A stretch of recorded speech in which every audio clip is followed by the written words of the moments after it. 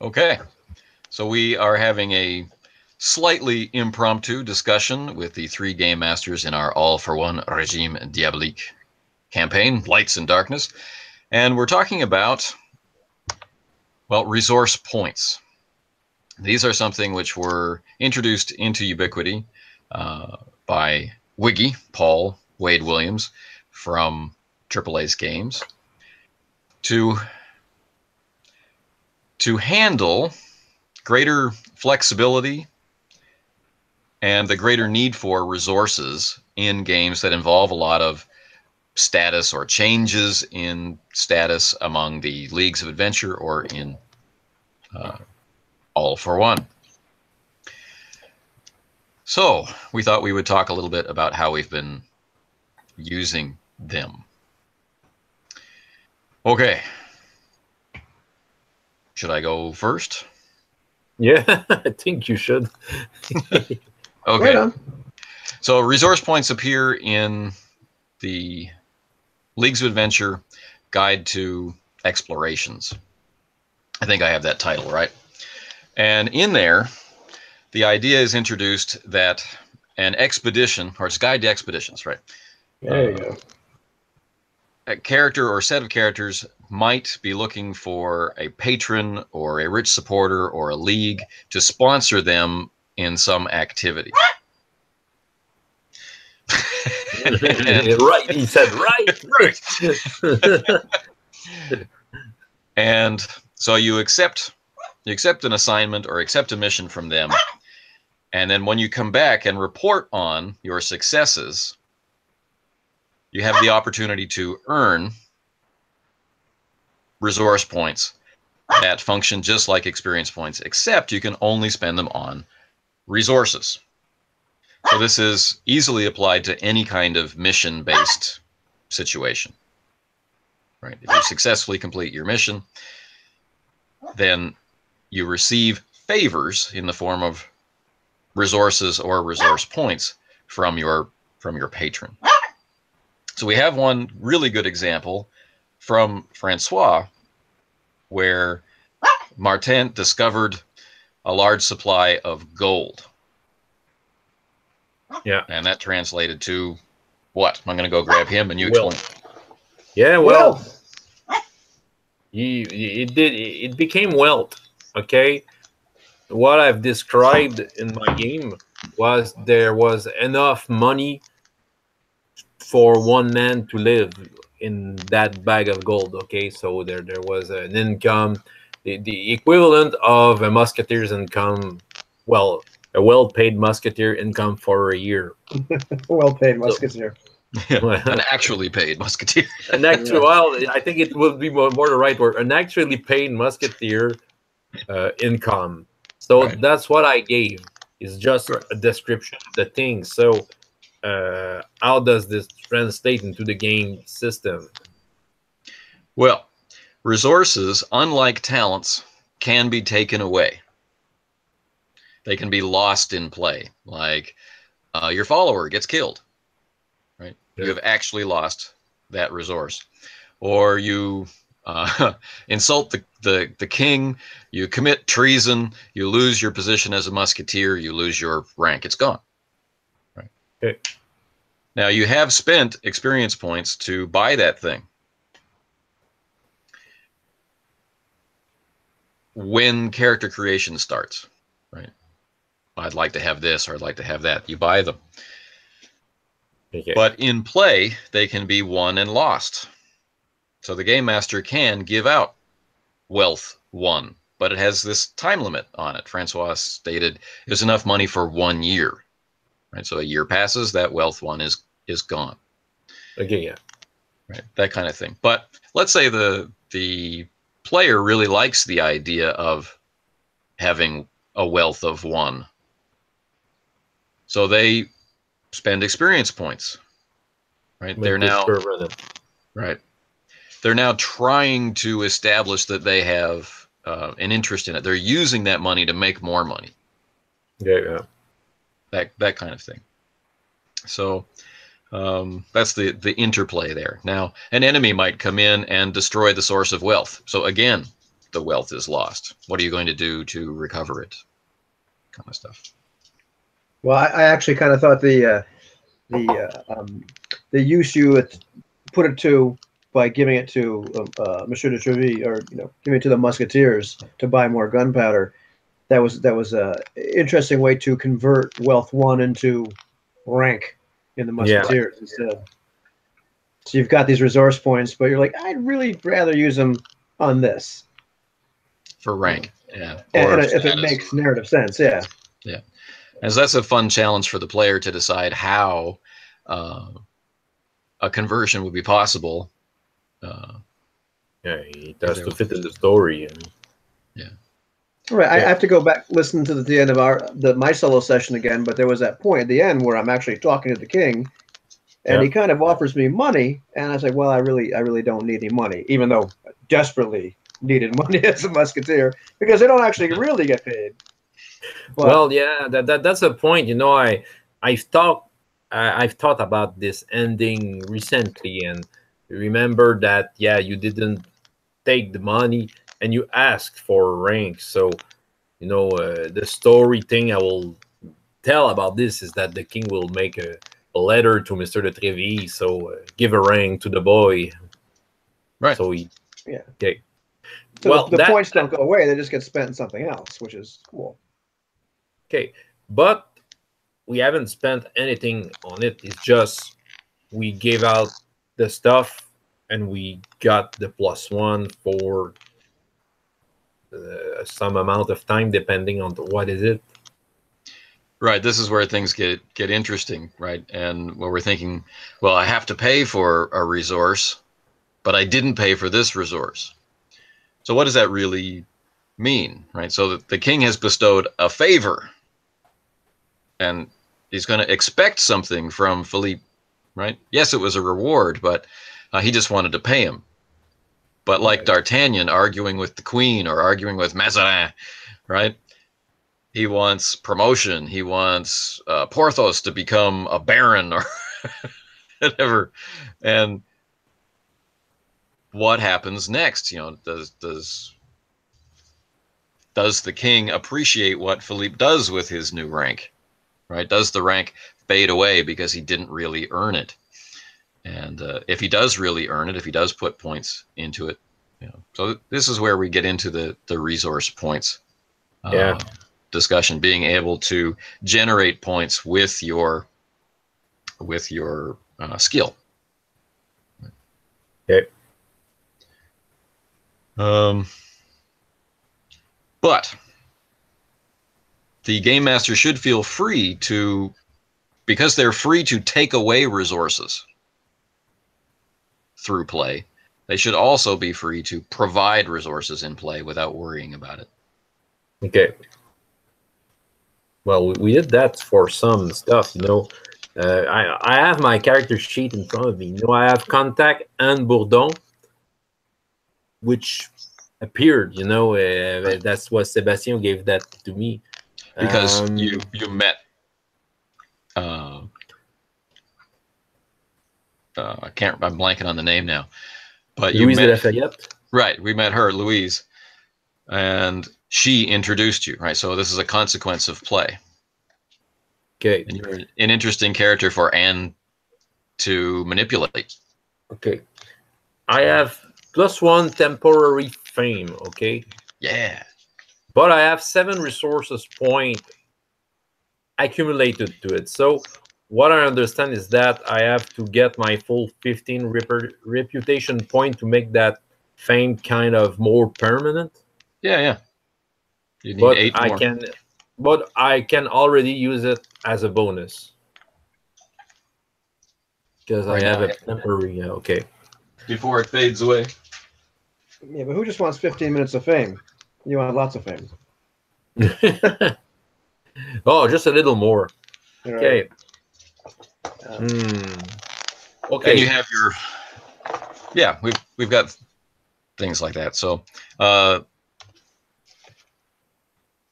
the gunpowder plot, this was a really big thing. Right? Yeah. But how quickly will the population forget? Okay. You know, because it's complicated, right? There's Hungarians and there's money and there's gunpowder but it's far more interesting to talk about the Spanish army is just 10 steps away from Paris. 2 miles. 2 miles away. 80 miles from Paris. Okay. That's where it's just my feeling, and I may be wrong. Just trying to understand the thing. That's why maybe we should play out what kind of resource point we could gain after the Black Powder Stain episode, because I really don't remember giving you anything about this. But yeah, as you say, it was a big thing. But you know how since it's not the only problem there's in France during that time. How the mechanic can be used then to transform, what happened, into points. So what if at the end of Black Powder Stains, like what Martin did was just go back to his normal routine. He had his conversation with Trevi about the wealth, right? He gave the wealth over and suggested that his rank be improved. Right? Okay. Look at my loyalty to the musketeers. Don't worry about me. Don't worry about my family nonsense. I'm a musketeer, and that's how I want to make my mark. Okay. So we take wealth 1 away from Martin, and we give rank 1. Then it's done. Okay. Simply as that. Yeah. And then imagine a totally different scenario. What if Martin goes out among all the musketeers and every noble that he knows and tells the story of saving France? Right? Going to parties, meeting interesting women, right? Then that would be a good excuse for me to spend experience points on, or resource points if I had earned them, on fame. Right. But he's not that kind of guy, but Briscourt might be, or Philippe might be. That's possible. Okay. So maybe let's say my character is doing something like that after a good mission. I want to gain some fame. Okay, the game master didn't give me anything, any temporary fame, but I just opening my mouth and telling every ears that comes to my way that I'm a great musketeer and the story of that. So what do I have to roll? Because I know that there's a mechanical side to it. There is. So for Briscourt telling a story, that might be something like performance. That seems to be his way, right? In the coq sans tête, telling an entertaining tale, people repeat the story. Briscourt becomes famous, or he tells the story of the duel with Etienne Legrand. So you literally roll a performance check against a difficulty. The number of successes translates directly into resource points. Okay. Difficulty is based on what? The game master sets a difficulty depending on the situation? On the situation, yeah. Okay. So the king is being forced into agreeing that, yes, you did a good job, then the difficulty would be higher. The king thinks you're the best thing since the invention of wine, then the difficulty is lower. Okay, I will work on that one. My character will make the king believe that. Okay. I already believe that anyway. You know, the other thing that strikes me though, as we've been playing, especially because we play very sporadically, it's not like a campaign where we get together every week or every 2 weeks or what have you. Is like on a mechanical level, like you look at that guide to expeditions, and it does have that formula where you go back to your patron. You know, so in our case, we'd be going back to Louis and saying, "Well, hey, here's what happened. We probably get Briscourt to give the pitch because he's really good at embellishing the truth, which is a nice way of saying, which is a nice way of saying lying. But and you roll the number and the number of successes can translate into resource points, which then we can divvy up and all the the way the mechanics work.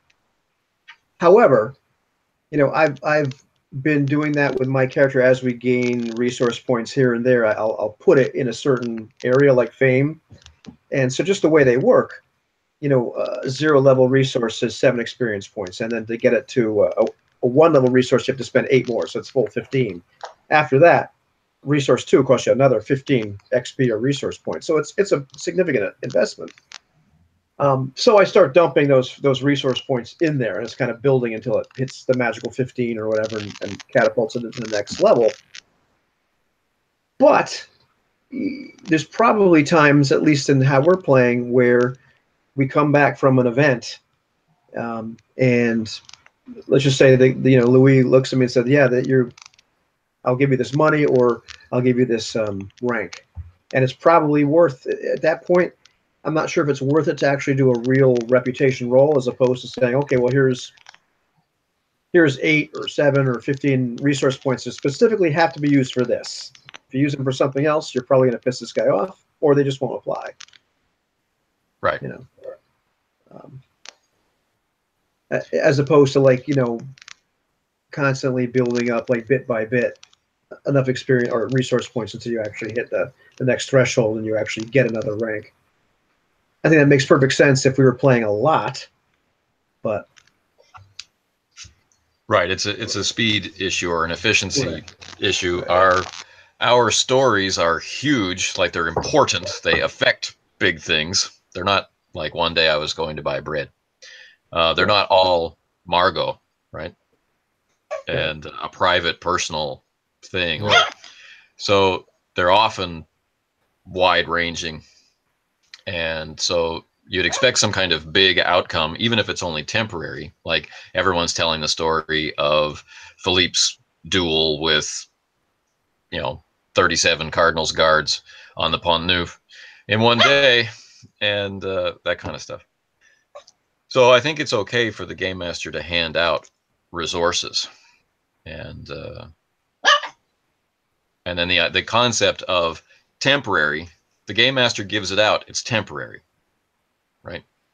All right. It's equal to 15 resource points. Okay. And if you choose to say, okay, I have an opportunity, like Richard of the Mask, right? The teacher for the School of Dance. Mm-hmm. He's really pleased with you, so he offers you rank 1. Right. And all those people in that school are talking about, oh, Briscoe is going to come back to the school. You become famous among fencers, and that school's reputation starts to rise. But then you go over to the Darty school and say, they're trying really hard to recruit me. You should recruit me instead. Right. Okay. So you decided to player, I don't want rank 1 in the School of Dance. I want rank 1 in Darty. Okay. You have to work harder. Well, you have to roleplay this out. Okay. So losing points. I know that if I fail the roll, the number of success, the number of failures is subtracted from what you have accumulated. Right. Let's say I have reached for real fame +1 and I'm going towards +2, but I fail a couple of rolls. Can I lose my +1 by doing this eventually? Sure. Okay. So yeah, so all the resources are just temporary. There's nothing permanent in that. Just that some are a little more permanent, but they never really are. Right. Well, like Okay. if you bought follower 1 with 15 experience points that you earned, or 15 reputation points that you earned, or right. Okay. It's not it won't disappear on its own. It will stay until removed by story events. Yeah, okay. let's just say you're homeless because somebody's trying to kill you, and it turns out your lackey is a woman, so they have to go live someplace else. Next thing you know, you don't have a lackey anymore. I haven't removed my my resource called Eugene. I should. Well, yeah. I have to make the Alain sheet. Right. So that's a choice that you have, right? Is Alain a new lackey that you want to buy for 7 experience points or 7 resource points, and so you have 2, but right now you're not having a great relationship with Eugene? Or have you just switched? He's your lackey. She is a full-fledged NPC. Yeah, well, depend. Yeah, okay, that story Evans that will move this. But basically, they do it. Well, is there all to say about resource point? Sometimes you are ended out some of them like that, and sometimes you have to work by rolling. Oh, I think we should always be able to. Back in the days when we were playing Werewolf, at the end of the session, you'd have to have a moot, and tell the story of all the things that you had done. We used to call that begging for renown, and those renown points would be very helpful in developing your character. Okay. And this is similar. We it may be we do something so obvious on the streets of Paris, so many people see it, or so many important people see it, that the game master says, look, these guys are going to be famous for a while, right? And gives fame. Or they're going to be invited to all the best parties for a while and provides some other benefit like patron or mentor status or whatever. Yeah. Because of story events. But there's no intention that it be permanent unless someone actually puts experience points into it to develop that relationship. There are going to be, when that happens, there's no reason why we can't work harder to squeeze out some more points from that. It's just a question of how you're going to do it. Okay. Well, I'm really wondering because the resources, most of them, the kind of character that I have, can really benefit my character since all is based on charisma and status. I can name many of the resources and say that, well, it's interesting for my character. Sure. Yeah. That's why I'll try to work. So I call up for a scene. Hey, I want to make up some more resource point with the game master, and we role play out this scene. We roll the dice and see what happens. Basically, yeah. Okay. And one of the things we need to be aware of is that, of course, the most relevant one is the one that takes precedent, or the highest one, right? So if you have a status of 1 because you're a noble, and you have a rank of 2 in the musketeers, the social benefit comes from the rank of 2 in the musketeers. Okay. Unless you can stack people, yeah, they don't stack. Unless the people that you're talking to don't care about your rank in the musketeers. Yeah. Okay. Right. So having a wide base of resources is an incredibly powerful thing. And that's balanced out by them being able to be just taken away. Yeah, but yeah. All right. I know where to develop my character now. Get married, like Aramis was saying. Yeah. Well, that could be arranged. Right on. Oh, the depth of breed score. So what about Philippe and resources? Well, he's already benefiting from the fencing school resource, right? That's a really worthwhile investment. Yeah. The rank of 2 is a game changer as far as that's concerned.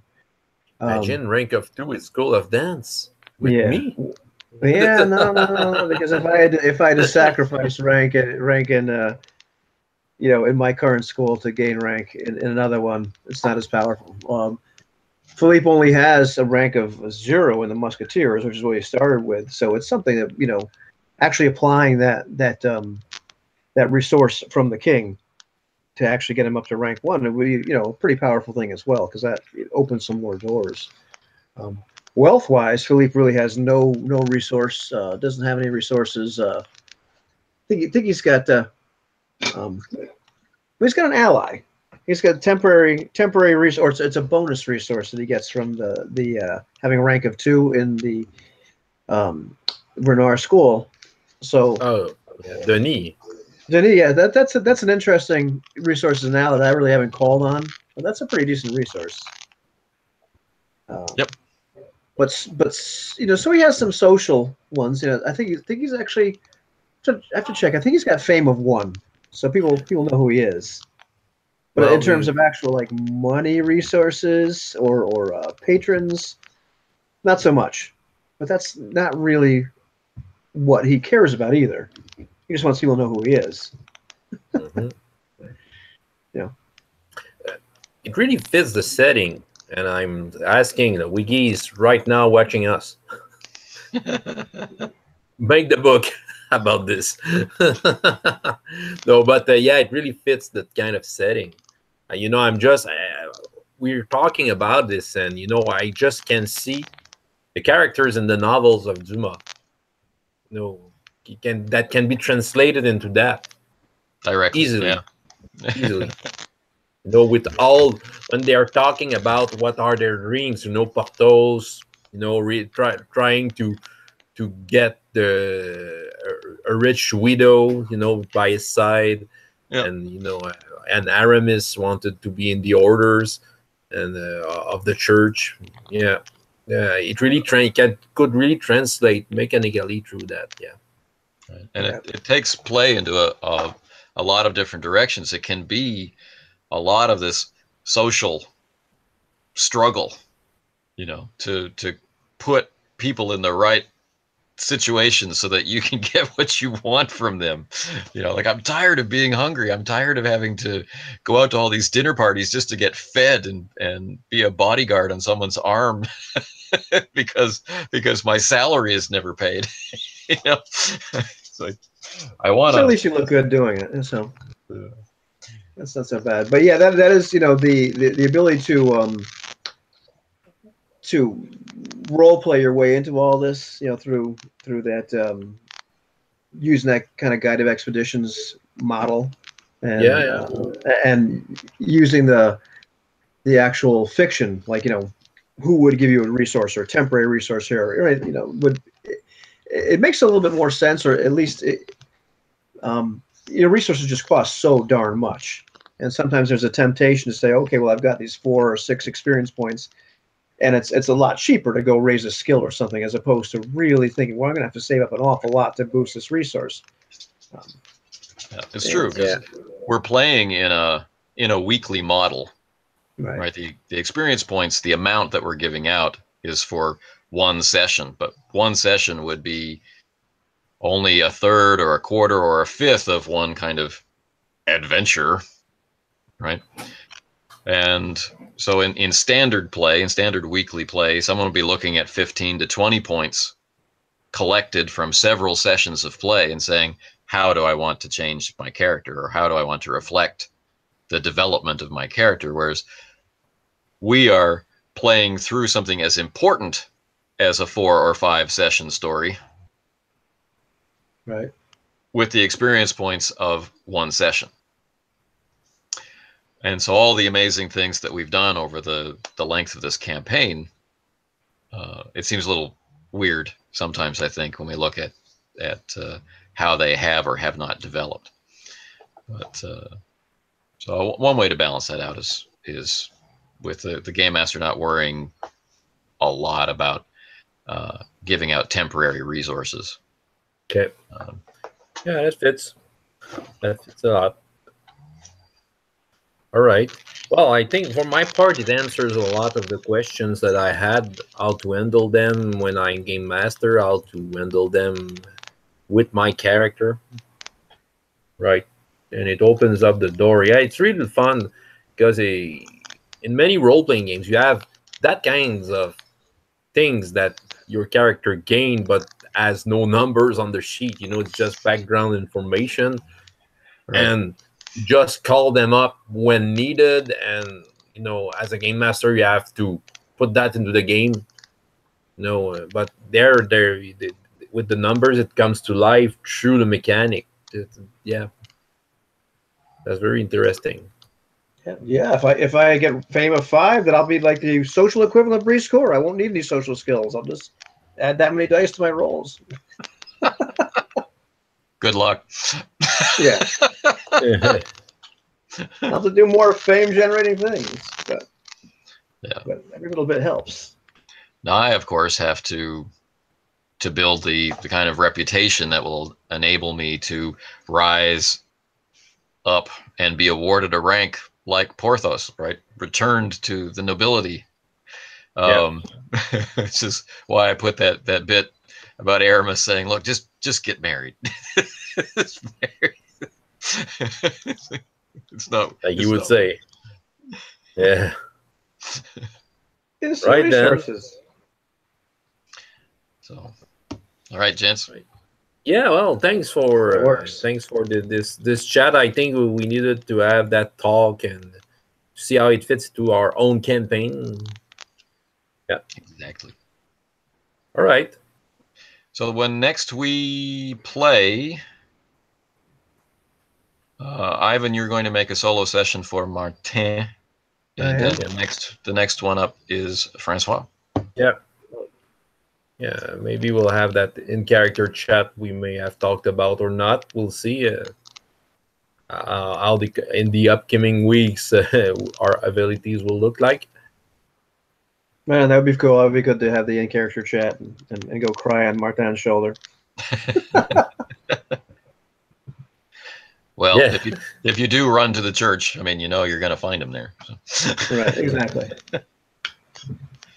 And there'll be plenty of wine there as well. I'm sure Father Augustine will not disappoint. He probably has that resource. It's probably the wine resource. It needs to be added to the book. Connoisseur skill in the wine resource. Yeah. Wine 3. Well, a contact for wine. Let's make that a contact. Follower, wine seller. Exactly. All right. Take care, guys. Thank you. Take care. And thank you for that. Pleasure. See you. I will